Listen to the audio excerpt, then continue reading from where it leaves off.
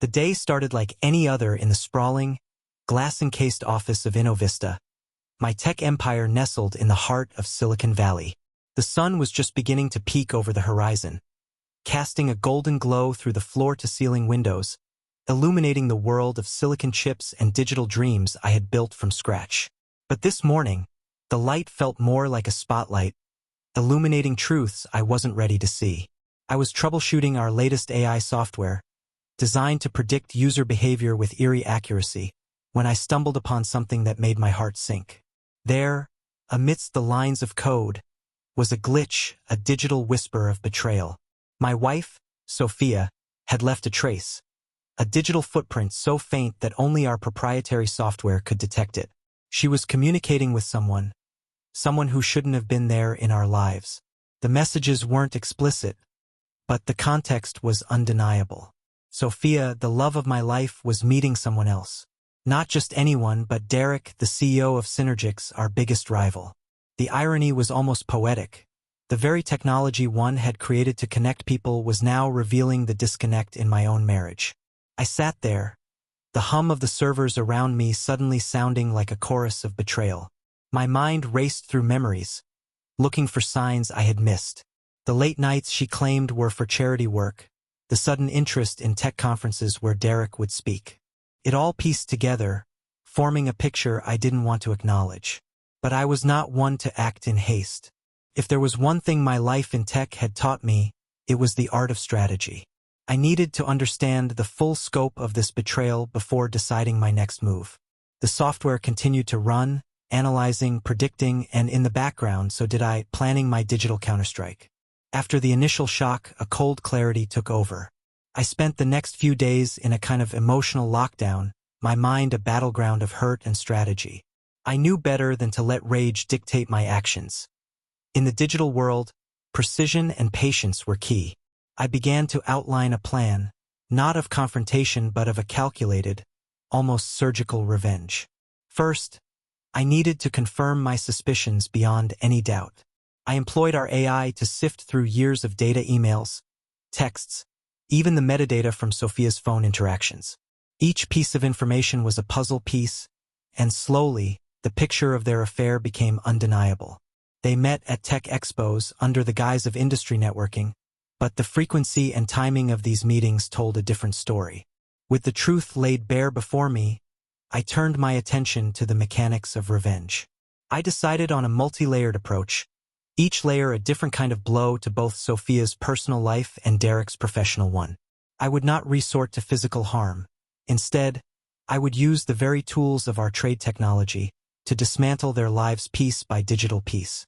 I started by creating deepfake technology, a project I had once shelved due to ethical concerns. Now, it was perfect for my purpose. I could manipulate videos and audio, making it seem like Sophia was saying or doing things she never did. But that was just the start.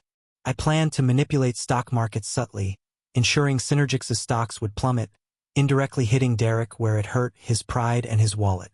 My plan was to be executed in stages, each more devastating than the last, but all without my hand being visible. I would be the ghost in the machine, the unseen force turning their lives into a digital nightmare. And so I began, with the precision of a coder writing the perfect script, to orchestrate the downfall of two lives that had once been entwined with mine. The execution of my plan commenced with the subtlety of a whisper in the digital wind. I chose a conference where both Sophia and Derek were to speak. It was an event celebrating innovation, yet I was about to turn it into a stage for personal vendetta. Using the deepfake technology one had refined, I created a video of Sophia seemingly confessing to unethical business practices, directly implicating Derek in her boasts. The video was released anonymously to tech blogs and social media platforms just before their joint speech. The timing was critical. It spread like wildfire, reaching peak virality just as they took the stage. The crowd's reaction was immediate. Whispers turned to murmurs, then to an audible buzz of shock and speculation. Sophia's face, usually so composed, betrayed confusion, then panic as she saw the video trending on the screens of attendees' devices. The conference organizers, caught in the whirlwind of media attention, had no choice but to address the situation. The speech was cut short, replaced by an impromptu press conference where both Sophia and Derek were bombarded with questions they couldn't answer without revealing more than they wanted. Their reputations, carefully curated over years, began to unravel in real time. But this was just the beginning, a taste of what was to come. I watched from afar, my heart a mix of satisfaction and sorrow. This betrayal had not just been a personal attack but an affront to everything I stood for in the tech world. I had built my company on trust and innovation, and here they were using that very foundation to deceive me. As the day turned into night, and the scandal continued to dominate tech news cycles, I felt the weight of my actions. I wasn't destroying just their lives. I was also dismantling a part of my own. But the path I had chosen was one of no return, and with each step, I was committed to seeing it through, no matter the cost to my soul. The initial shock of the deepfake had set the stage, but I knew that for my revenge to be truly impactful, I needed to strike at the heart of what mattered most in Derek's world, his company, Synergix. I had always been cautious with my tech, never allowing it to be used for personal gain against others, but this situation felt like an exception. My heart was hardened by betrayal. I began by manipulating the stock market using an algorithm I had designed for market prediction but never released due to ethical concerns. This algorithm was capable of influencing stock prices by analyzing and then subtly spreading rumors and sentiments through financial forums and social media, all while maintaining an appearance of organic market behavior. I started with small, almost imperceptible nudges. I fed the market with whispers of Synergix losing key patents, of internal strife, and of potential product failures. Each piece of misinformation was crafted to look like insider knowledge, shared by anonymous but seemingly credible sources. Over days, these whispers grew into a chorus of doubt, leading to a gradual but relentless decline in Synergix's stock value. Watching the stock charts fall was like watching a digital sandcastle crumble under the tide. I felt a pang of guilt, knowing that many innocent investors were caught in the crossfire, but the image of Sophia and Derek together fueled my resolve. As the stock plummeted, Derek's panic was evident in the rushed press releases and the sudden, desperate attempts to stabilize the situation. This was more than just financial ruin. It was a message that said, "I see you and I can destroy you." With Sophia's reputation already tarnished, my next move was to isolate her socially. In the tech community, where connections are as vital as the code we write, isolation is a profound punishment. I employed our social media algorithms, which I had a hand in designing, to subtly alter her digital presence. First, I adjusted the algorithms to ensure her posts received less visibility, fewer likes, and almost no engagement. I made it so that her network, those she interacted with or who followed her, received content from others more frequently than from her. Over time, her online presence faded into the background noise of the internet. I went further by creating scenarios where her friends and colleagues would receive messages or see posts from anonymous accounts that hinted at her untrustworthiness or lack of integrity. These weren't outright accusations but rather seeds of doubt, planted carefully to grow mistrust. The effectiveness was chilling. Invitations to events dried up, mentions in industry articles stopped, and her once vibrant social media life became a ghost town. Watching this unfold was like watching a star lose its shine, not with a bang but with a whimper. This part of my plan was perhaps the most personal. It wasn't just about revenge on Sophia. It was about showing her what it felt like to be alone, how it felt to have your world shrink around you because of betrayal. For Derek, the humiliation needed to be public and professional. After the financial hit, his next wound would be to his ego, his public persona. I unearthed an old scandal from his past, something he had managed to bury deep under the sands of time and money. It was a case where he had allegedly misused company funds for personal gain, a story that had been quietly settled out of court. With this information, I crafted a narrative, not through direct leaks but by creating a digital trail that led journalists and bloggers to the old records themselves. I ensured that this information would be discovered by a journalist known for her investigative prowess, someone who wouldn't stop until the story was out there. The story broke during a major tech summit where Derek was to be honored. Instead of celebrating his achievements, the media frenzy turned the event into his personal nightmare. Questions about his ethics, his leadership, and his integrity dominated the conversation. The once celebrated CEO found himself defending his past rather than discussing his future. Watching Derek squirm under the spotlight, his face a mask of forced composure, I felt a mix of vindication and sadness. This wasn't just about revenge. It was about showing the world the man behind the mask, but in doing so, I was also revealing a darker part of myself. Each step of this plan was like a stone thrown into the pond of our shared lives, creating ripples that I knew would change everything, including me. With Derek's reputation in tatters and Sophia's social standing diminished, I moved to the next phase of my plan, a legal quagmire. I knew that while public humiliation and financial ruin were impactful, the fear of legal repercussions could be the most paralyzing. I decided to use the tech world's obsession with data privacy to my advantage.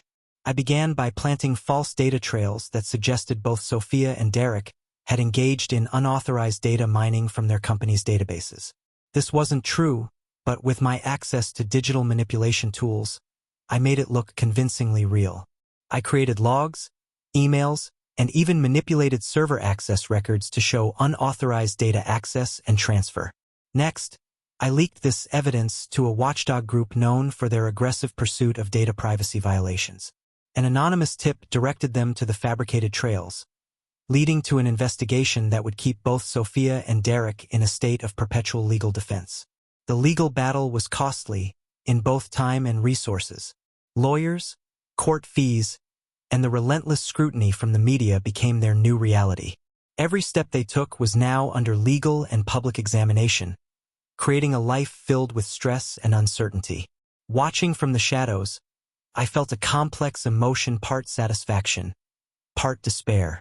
I had never imagined using technology in such a vindictive way, but the sting of betrayal had pushed me to this dark edge of innovation. As Sophia and Derek were ensnared in legal battles, I turned my attention to psychological warfare. I wanted them to feel the omnipresence of my revenge, to know that even in their most private moments, they weren't safe. I started by hacking into their smart home systems. Every device, from their thermostats to their security cameras, was turned into an instrument of torment. At random times, I would change the temperature to uncomfortable extremes, or play eerie sounds through their home speakers. Their security cameras would capture images of them in compromising situations, only for these images to disappear, leaving them to question their own sanity.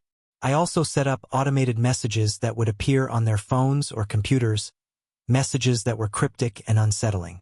Phrases like, "I know," or "every secret has its price" would pop up, ensuring they felt watched, haunted by an unseen presence. This phase was about instilling fear, making them question every digital interaction. I wanted them to live with the paranoia that I was always one step ahead, one keystroke away from further dismantling their lives. This was perhaps the cruelest part of my plan, turning their technological comfort into a source of daily dread. It was a reminder of the power and potential for misuse of the very technology we had helped to advance. The final blow to Derek's career came when I orchestrated a series of professional setbacks. I had already damaged his reputation and financial standing, but I needed to ensure he couldn't rebuild, at least not easily. I manipulated job listings and employment databases, inserting false references and reviews that painted Derek as unreliable and ethically questionable. I even created fake news articles about him stepping down from Synergix under dubious circumstances, planting seeds of doubt in the minds of potential employers or investors. Additionally, I used my influence to hinder his new ventures. Whenever Derek tried to start or join a new project, I would ensure that whispers of his past failures and ethical lapses reached the ears of those who mattered. This was done through anonymous emails, tampered with digital communications, and by subtly influencing key industry figures. Watching Derek struggle to regain footing in the industry was like watching a once mighty ship sink. His attempts to relaunch his career were met with skepticism and rejection, his name now synonymous with scandal rather than innovation. This part of the revenge was about stripping away his identity as a tech leader, making him realize that his actions had repercussions far beyond the immediate financial or social sphere. It was about legacy, or rather, the lack thereof. Each step of this plan left me more isolated, more haunted by the person I was becoming. Yet, the drive for retribution, fueled by personal betrayal, pushed me further down this path, each action a testament to the destructive power of technology in the wrong hands. The psychological torment I initiated with the smart home system was only the beginning. I escalated by orchestrating what felt like a home invasion, albeit entirely digital. I used their home automation to its fullest, turning their safe haven into a stage for my revenge. First, I manipulated their security system to show false alarms, triggering police visits at odd hours. The constant false alarms led to annoyance from the law enforcement and distrust from neighbors, who began to see Sophia and Derek's home as troublesome. I then used their digital locks to randomly lock or unlock doors, creating an unsettling environment where they could never feel secure. At times, I would adjust the lighting to flicker unpredictably or turn off completely at night, amplifying the sense of vulnerability. The piece de resistance was orchestrating a scenario where their home entertainment systems would play recordings of their own voices, taken from previous conversations, discussing their affair in a chilling, disembodied manner. This wasn't just about scaring them. It was about the constant reminder of their betrayal, echoing through their own home. The terror of never feeling safe, of hearing their voices judge them through their own devices, was meant to leave them sleepless, anxious, and paranoid. It was a home invasion of the psyche, a reminder that privacy was a luxury they had lost. For my next move, I decided to strike at their privacy directly by orchestrating a massive data breach, but with a twist. Instead of stealing data to sell or leak, I made it look like they themselves were the culprits. I infiltrated their personal and work computers, accessing emails, photos, and documents. However, instead of leaking this information, I selectively released snippets that appeared to come from their own devices. I crafted emails from their accounts to key industry figures and media outlets, containing sensitive or embarrassing information. For Sophia, I sent out emails discussing her affair, though with enough ambiguity to make her the prime suspect for the breach.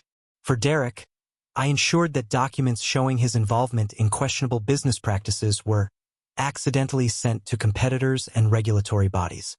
This act created a dual effect.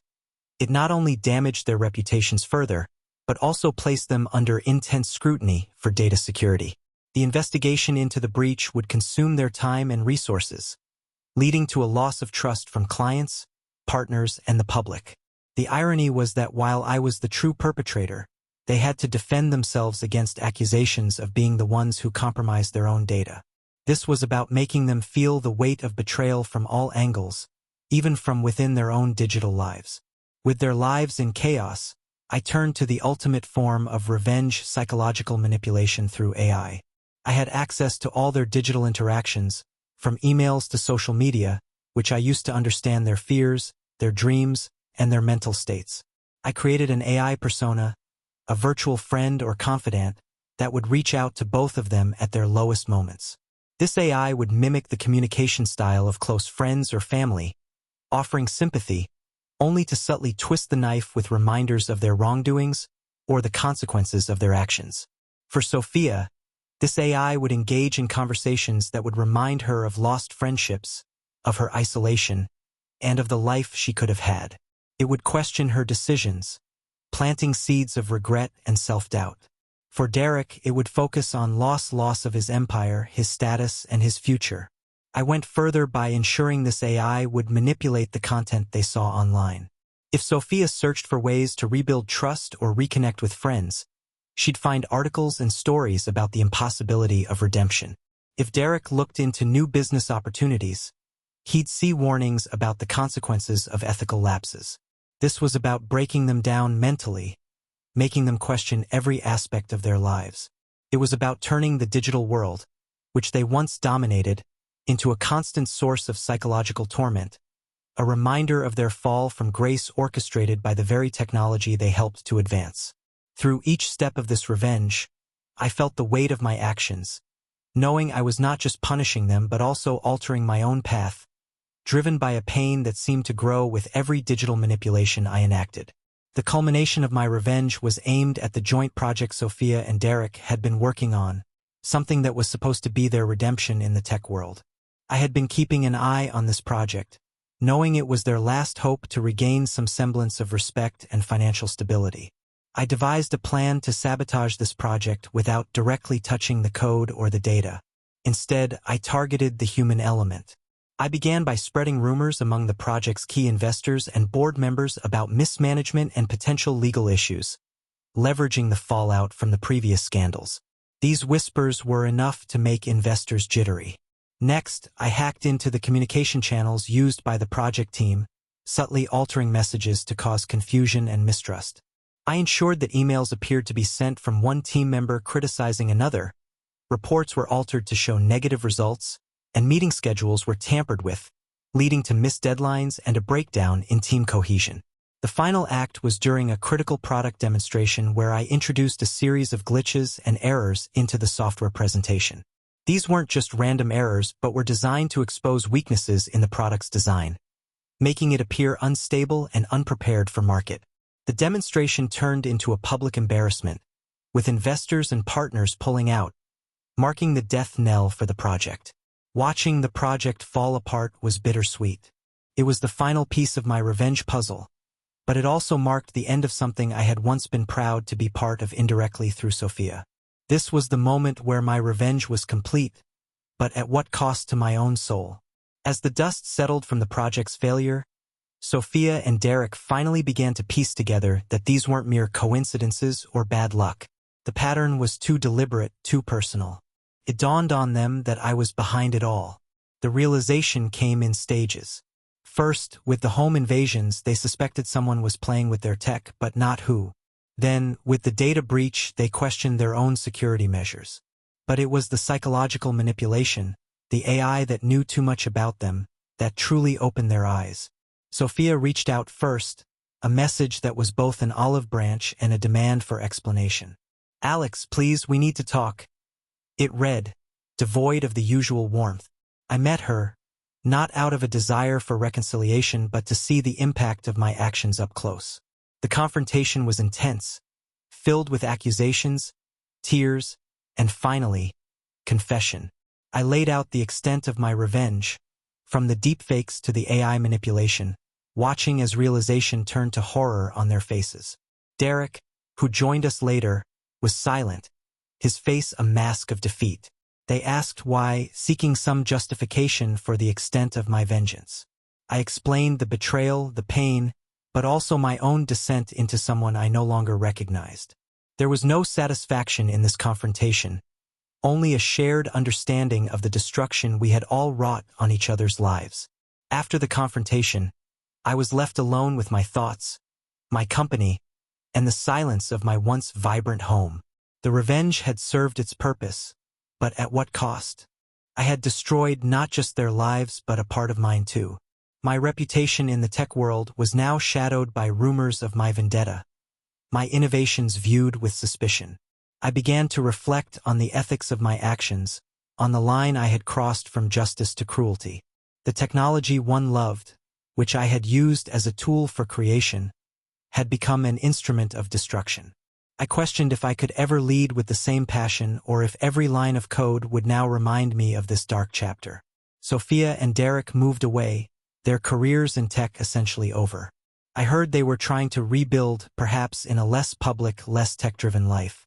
I hoped for their peace, even if I couldn't find my own. I decided to turn my focus to projects that could heal, not harm. I started initiatives for digital privacy, for ethical AI use, trying to make amends to myself and the world. But the shadow of revenge lingered, a reminder of what happens when pain directs innovation. In the quiet of my office, the screens no longer held the thrill of potential but the weight of responsibility. I had learned the hard way that technology, like power, must be wielded with caution, for its effects can echo far beyond the intent.